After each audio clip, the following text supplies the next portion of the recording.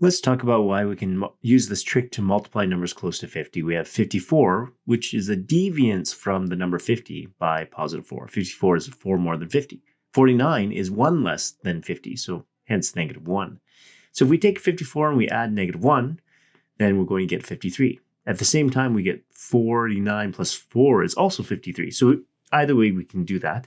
Then we're going to divide by 2. So 53 divided by 2 is 26.5.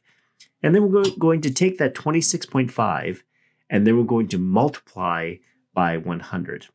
So 26.5 times 100 is equal to 2,650. So we'll leave that for now. We're going to take the deviance from 50 of each of the numbers. So 54 is 4 more than 50, so positive 4. And then we're going to multiply it by the deviance of the 49. So 49 is 1 less than 50, so that's negative 1. We'll multiply these two. So 4 times negative 1, that's equal to negative 4. And then we add those two results together. So 2,650 minus 4 is 2,646. So let's use the power of algebra to prove to ourselves that this trick will work every time. So let's take a general expression for a number close to 50. We have 50 plus x. X could be positive or negative. We're going to multiply that by another number close to 50, which is 50 plus y. Again, y could be positive or negative. And we're going to multiply these binomials. So 50 times 50, distributing 50 through, we have 50 times y. We also have 50 times x, or x times 50. And then finally, we have x times y. So if we look at these first three terms of this expression, we can notice that there's a common factor of 50. So we have 50, which is times 50, plus y,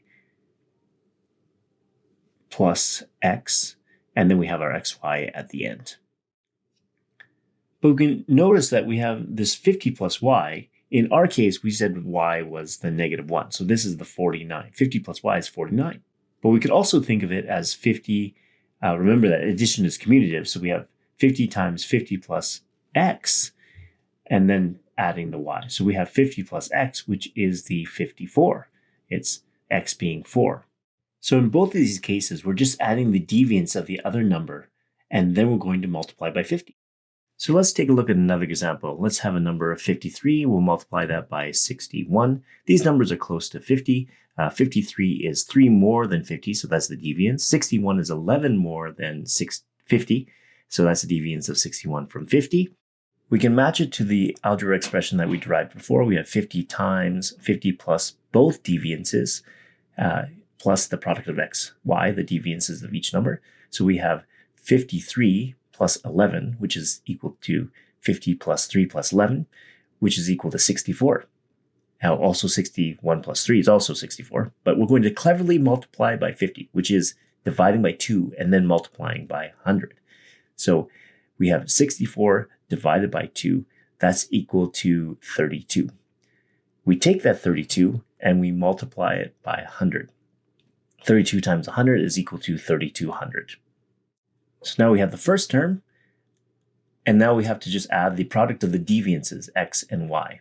Remember that the deviance of 53 is 3, and the deviance of 61 is 11 more than 50, so 11.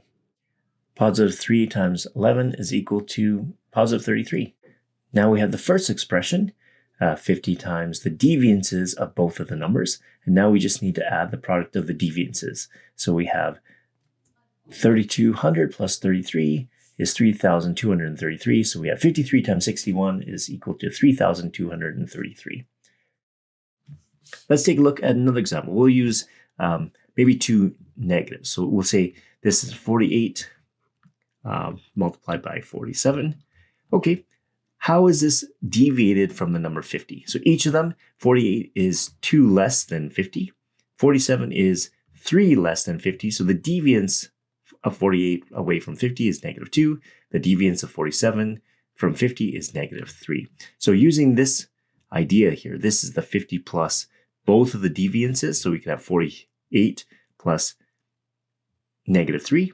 Or we could have 47 plus negative 2, and it ends up being the same thing. Really what this is 50 minus 2 and then minus 3. So this is going to be 45.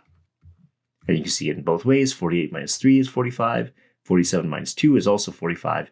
And now this clever way of multiplying by 50. So we're going to divide by 2. 45 divided by 2 is 22.5. And then 22.5 multiplied by 100. Again, we're multiplying by 50 in a clever way, dividing by 2 and then multiplying by 100. So this is 2,250. And so we have this part now, 50 times this 50 plus both deviances, and then we're going to add the product of the deviances. So the deviance of 48 is negative 2. We're going to multiply that with the deviance of 47, which is negative 3 away from 50. And then negative 2 times negative 3 is equal to positive 6. And now we take the sum of these two numbers. We have 2256. And so 48 times 47 is equal to 2,256.